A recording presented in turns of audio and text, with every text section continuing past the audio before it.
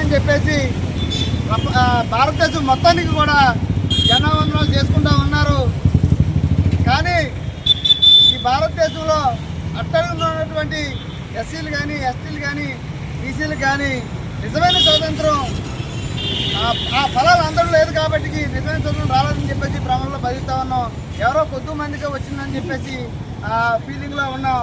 అదేవిధంగా నర్సీపట్నం నడిగొట్టులో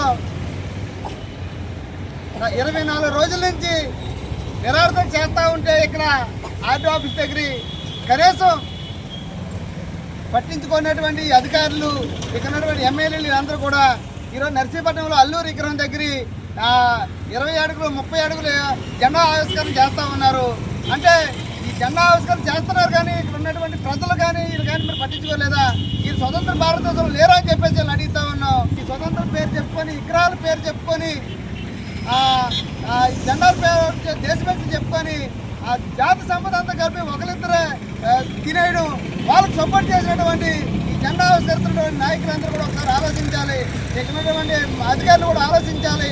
ఈ సమస్య ఏదైతే ఉందో క్వారీని రద్దు చేయాలని చెప్పేసి 24 రోజులు చేస్తున్నటువంటి ఈ కోడూరు రైతులకి న్యాయం చేయాలని చెప్పేసి తెలియజేస్తూ, అందుకని చెప్పేసి ఈ జెండా ఉన్న మేము కూడా భారతదేశంలో ఉన్నాం.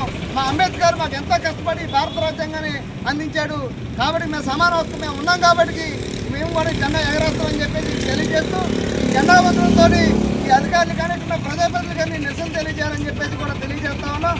ఇప్పటికైనా ఈ అధికారులు కళ్ళు తెరిచి ఈ క్వారీని రద్దు చేస్తామని చెప్పేసి టెండర్ దగ్గర వచ్చి ప్రకటించి ఈ టెండర్ ఖాళీ చేయించాలని చెప్తాను.